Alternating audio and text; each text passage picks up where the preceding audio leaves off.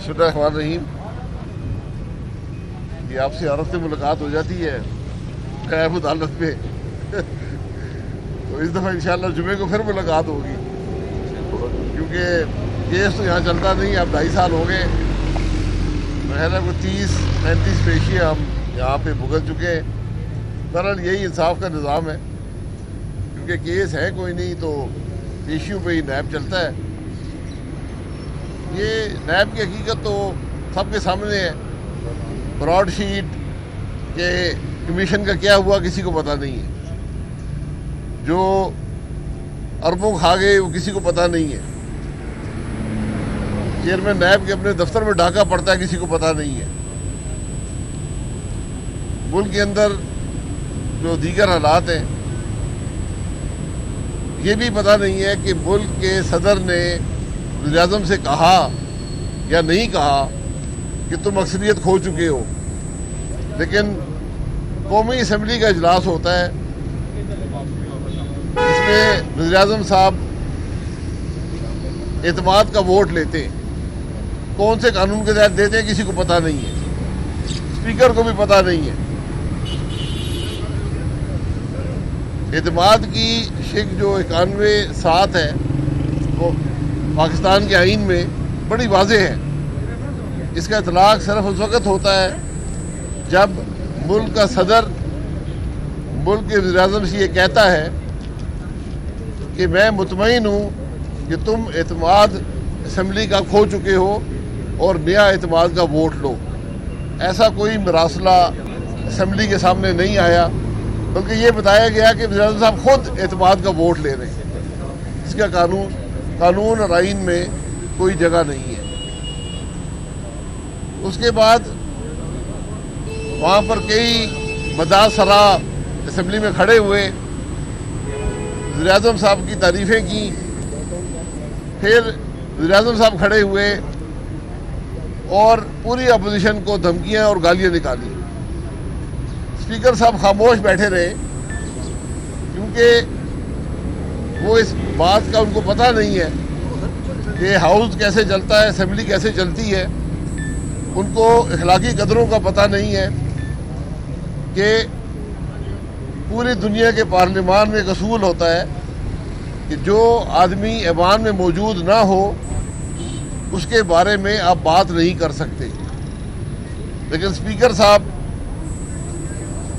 कासिर रहे मुल्क के वज़ीर-ए-आज़म को नाम ले लेकर धमकियाँ देने से और गालियाँ देने से। ये आज मुल्क के पार्लियामान की हैसियत है। अब सेनेट के इलेक्शन आ रहे हैं, जो कुछ एतमाद के वोट में हुआ, अब हम शिकायत करें तो किससे करें। मैं तो ज़ाती तौर पर सोच रहा हूँ कि DG ISPR को लिखूँ कि आपने वादा किया था कि कोई मुदाखलत सियासत में नहीं होगी, लेकिन जो कुछ हमने सेनेट के इलेक्शन में देखा है वो सरीहन उसकी खिलाफ वर्जी है। कल PDM के इजलास में भी ये मामला डिस्कस हुआ और अब 12 तारीख को सेनेट चेयरमैन का भी इलेक्शन है। तो हम उम्मीद करते हैं कि पिछले सेनेट चेयरमैन के इलेक्शन की तरह और जो एतमाद का वोट लिया गया था अदम एतमाद का सेनेट चेयरमैन के ख़िलाफ़, जो कुछ उसमें हुआ उस किस्म की धुंध जो है वो इस इलेक्शन में नहीं आएगी। वरना ये 2018 से एक सिलसिला है इलेक्शनों का जो इतना मुतनाज़ा है कि तमाम साबका जो रिकॉर्ड थे उनको पीछे छोड़ दिया है। कोई कानून, आइन, अखलाकी कदरों की परवाह अब ख़त्म हो चुकी है। ये बदनसीबी है मुल्क की। आज मुल्क के मामलात, मुल्क के मसाइल इन्हीं इलेक्शनों को, इन्हीं पार्लियामान की रवायात को, इन्हीं अखलाकी कदरों को तबाह करने की वजह से है। जब तक हम वापस आइन के रास्ते पर नहीं जाएंगे, कानून के रास्ते पर नहीं जाएंगे, तो हमारा मुल्क आगे नहीं बढ़ सकता। ये बात बड़ी वाज़ेह है। यही बात PDM कर रही है। कल 7 घंटे का इजलास हुआ और ज़्यादा बातें वहाँ पर यही हुई कि किस तरह मुल्क के मामलात को वापस राय रास्त पर डाला जा सकता है और उसके लिए पीडीएम क्या किरदार अदा करेगी। ये वाहिद नुक्ता है। ये हुकूमत जो है उसकी हैसियत क्या है पूरा पाकिस्तान जानता है।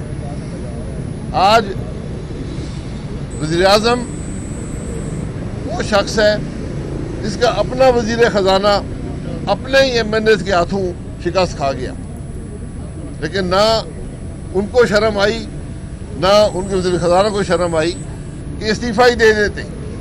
दुनिया में रवायत होती है, एक सिटिंग मिनिस्टर जब हार जाए इलेक्शन तो इस्तीफ़ा दे देता है, लेकिन यहाँ पर कोई ऐसी रवायत हमें नज़र नहीं आती। ये बदनसीबी है मुल्क की। इन्हीं रवायात पर, इन्हीं इखलाकी कदरों पर मुल्क चलते हैं। पार्लियामान इसीलिए होता है, उसकी रवायात होती हैं कि किस तरह मुल्क में शाइस्तगी से, मुल्क में एक इखलाकी कदरों के साथ, मुल्क में तहम्मुल से हुकूमत की जाती है। ये बातें आपके सामने रखना थी। कोई सवाल? भाई साहब ये बता दें कि वो रवायात हैं जो तोड़ी जा रही है। आज मुल्क के अंदर जो पार्लियामान का निज़ाम है मफलूज है, रवायात ख़त्म हो चुकी हैं। आपने जो कुछ देखा 6 मार्च को पार्लियामान के बाहर कि किस तरह एक प्रेस कॉन्फ्रेंस पर हमला किया गया। साहब का नाम ये तो क्या समझते हैं अभी टीवी चैनल क्या दोबारा कोई इससे पैगाम देना चाहिए कि आगे चेयरमैन सेनेट के भी इलेक्शन आ रहे हैं और जो आप कह रहे हैं वादा किया था और वादा खिलाफी हुई, तो कोई पैगाम देना चाह रहे हैं? देखिए, वो DG/SPR खुद आए थे, उन्होंने कहा हमारा सियासत से कोई ताल्लुक नहीं है, हम सियासत में मुदाखलत नहीं करते। हम उनकी बात पर यकीन करना। मैंने उस वक्त भी कहा था कि ये वक्त बताएगा कि अमली तौर पर होता क्या है, लेकिन जो अमल हमने इस के इलेक्शन में है वो मुझे, लेकिन ना उनको शर्म आई ना उनके वज़ीर ख़जाना को शर्म आई कि इस्तीफ़ा ही दे देते। दुनिया में रवायत होती है, एक सिटिंग मिनिस्टर जब हार जाए इलेक्शन तो इस्तीफ़ा दे देता है, लेकिन यहाँ पर कोई ऐसी रवायत हमें नज़र नहीं आती। ये बदनसीबी है मुल्क की। इन्हीं रवायात पर, इन्हीं इखलाकी कदरों पर मुल्क चलते हैं। पार्लियामान इसीलिए होता है, उसकी रवायात होती हैं कि किस तरह मुल्क में शाइस्तगी से, मुल्क में एक इखलाकी कदरों के साथ, मुल्क में तहम्मुल से हुकूमत की जाती है। ये बातें आपके सामने रखना थी। कोई सवाल? भाई साहब ये बता दें कि वो रवायात हैं जो तोड़ी जा रही हैं। आज मुल्क के अंदर जो पार्लियामान का निज़ाम है मफलूज है, रवायात ख़त्म हो चुकी हैं। आपने जो कुछ देखा 6 मार्च को पार्लियामान के बाहर कि किस तरह एक प्रेस कॉन्फ्रेंस पर हमला किया गया। साहब का नाम ये तो क्या समझते हैं अभी टीवी चैनल क्या दोबारा कोई इससे पैगाम देना चाहिए कि आगे चेयरमैन सेनेट के भी इलेक्शन आ रहे हैं और जो आप कह रहे हैं वादा किया था और वादा खिलाफी हुई, तो कोई पैगाम देना चाह रहे हैं? देखिए, वो DG/SPR खुद आए थे, उन्होंने कहा हमारा सियासत से कोई ताल्लुक नहीं है, हम सियासत में मुदाखलत नहीं करते। हम उनकी बात पर यकीन करना।